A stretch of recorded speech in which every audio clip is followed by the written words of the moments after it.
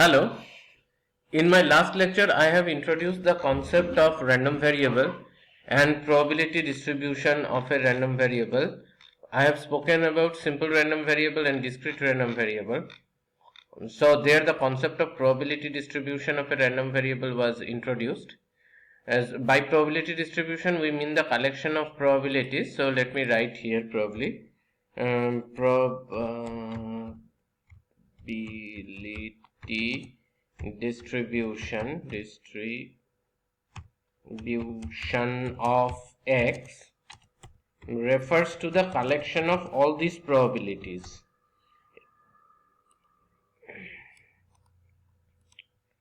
So when you are talking about specifying the probability distribution, you need to specify all these probabilities. And by the way, what is this probability?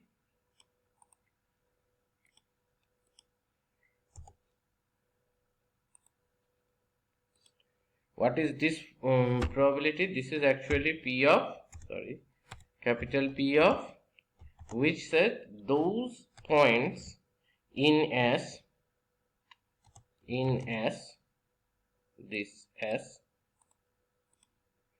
those points in S for which xw, the number xw, remember xw is a number, is an element of the set B. Okay, so this is called the preimage of B. In the notation of set, so X is a mapping from S to R, B is a Borel set. So if I ask you what is X inverse of B, so that is precisely this set, those points in the domain for which X is mapped into B. So we could also write it as probability of X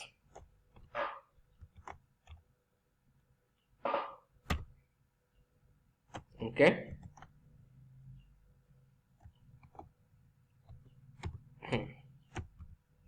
Now an exercise, verify that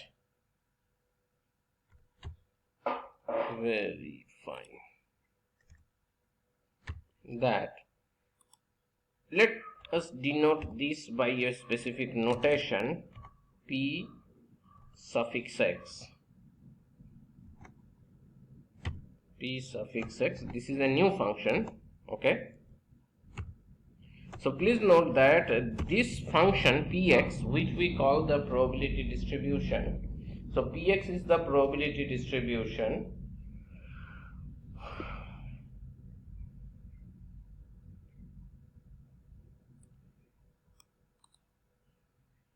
Copy the probability distribution of x is the function px, so we denote it by px, denoted by px,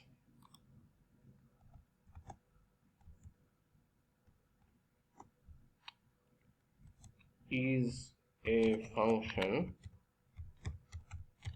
defined as follows.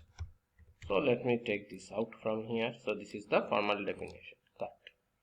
So the goal is here defined as follows. So you see, for every Borel set B, PXB is defined as probability x in B, which essentially means probability of those elements. Remember, P is defined over a collection of subsets of this set S. So anything that I am writing here must be a subset of S. This refers to that collection of points in S for which xw is mapped into B, or probability of x preimage of B. You know that x is a mapping from S, domain is S, range is R. So if you give me any subset of the range, then the preimage is a subset of the domain. And this is where the condition of measurability in the definition of the random variable comes into picture. Because unless it is measurable, how would you guarantee that this preimage is in the collection F, which is the domain of P? So this is the mathematical detail here. Verify that Px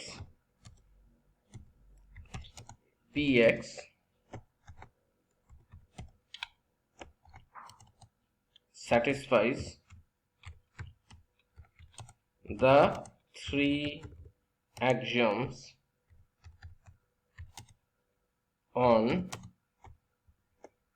R and Borel sigma field,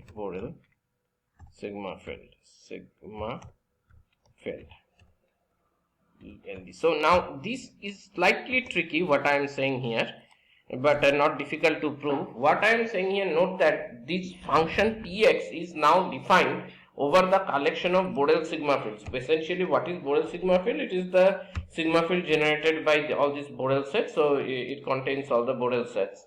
You can also define it as the sigma field generated by, that is the smallest sigma field containing all open interval. You can also say that it is the sigma field generated by the open sets. So all of them are equivalent. That's an exercise in analysis. I am sure you must have done it. So when I am saying that Px is a function which assigns now probability to Borel sets. So this is now defined over what?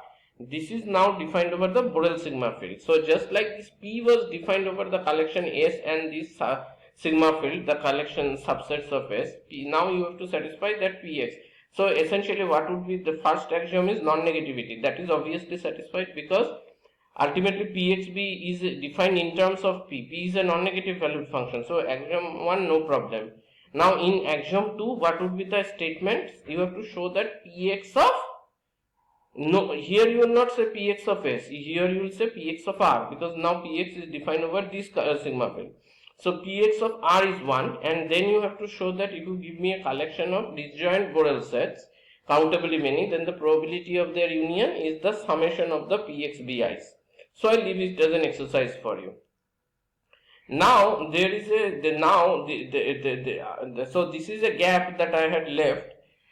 So now in order to specify this Pxb, so you can think like this is similar to the idea of specifying any measure on the Borel sigma field.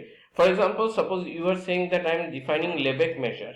So what is the meaning of the Lebesgue measure? So given any Borel set, you can Lebesgue measure represents its length. So probability distribution is like another measure. It is like the Borel measure, but Borel measure is not finite, but probability Px of R is 1.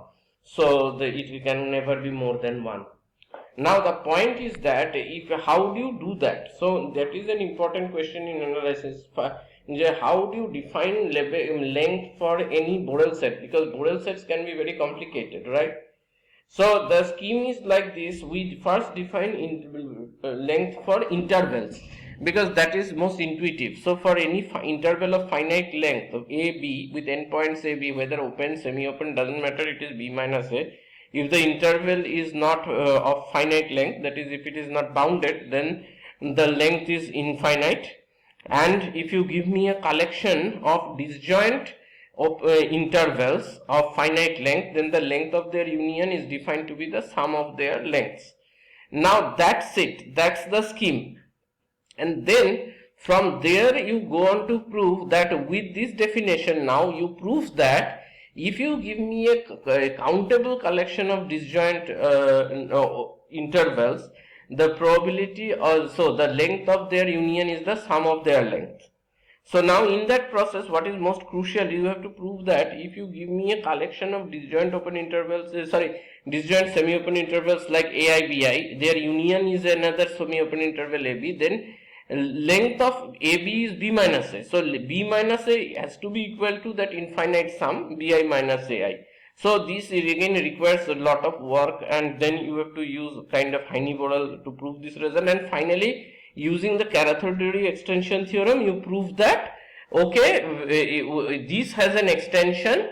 That means unique extension. That means you for every Borel set, you can not only you have a notion of length, you can approximate it from the outside as well as from the inside.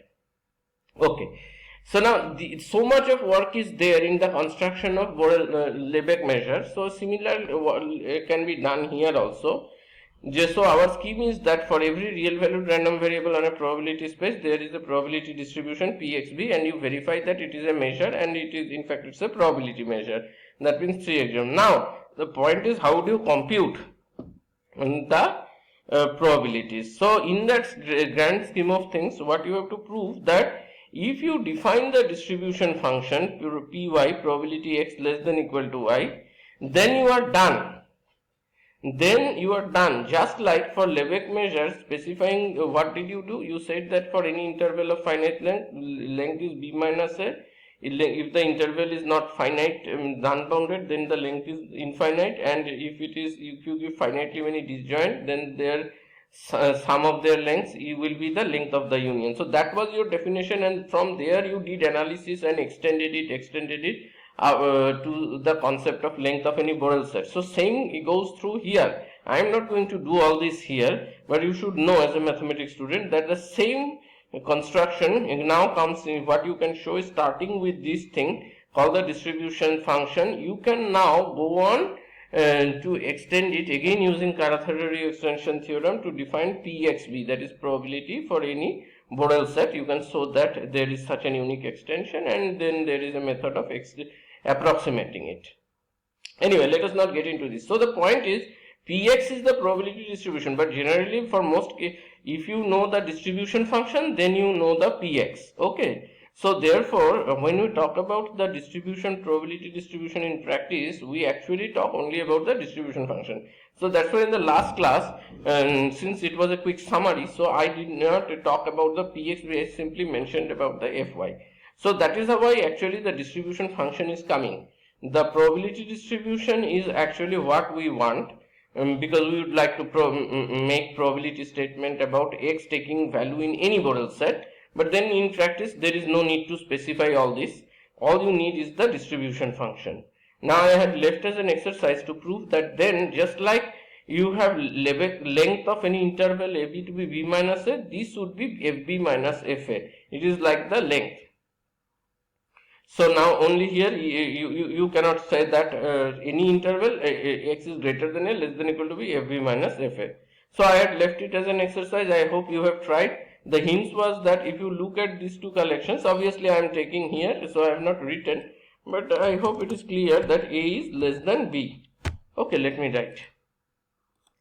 Now you see that what will happen if I take the union, do you see that for any W in S, I have not written S, so that should also be clear, because the domain of X is S. Again, let me write in S. Okay, so you see for any W in S, XW is a real number. So either it will be between AB or it will be less than A. It cannot be both, right, simultaneously. So small points were left. Okay. So therefore, it is not surprising that A and B are two disjoint sets, and what will be their union? Their union would be again either X will be less than equal to A, or it will be between A and B. So in either case, it is not exceeding B. So their union is the probability that X is less than equal to B. Now you know that if A and B are two disjoint set, what is probability A union B? It is probability of A plus probability of B. And so what is probability of B? So that is F of B. And what is probability? So this is what is probability of B? It is F of A. Right, and what is the A union B? It is probability X less than equal to B, so that is F of B. So the equation really that you get is F of B equal to F of A plus probability of this set. And what is the meaning of this set? This is precisely that probability X is between A and B. So that is how you get it. Now next we will study properties of the distribution function. Distribution function has three very important properties. So today I will not be going into all this, because the video is of 15 minutes length. So this is obvious, right? This is non-negative valued because this distribution function is a probability. Now this requires some thinking that why it should be non-decreasing. So what you have to prove is that if A is less than B, like here, then F of A cannot be more than F of B. So how would you prove that? So I leave that as an exercise for you. Okay, so these are the three properties. I want you to have a look. In the next talk we will talk about their proof. So f is a distribution function, is non-negative, right continuous, and monotonically non-decreasing.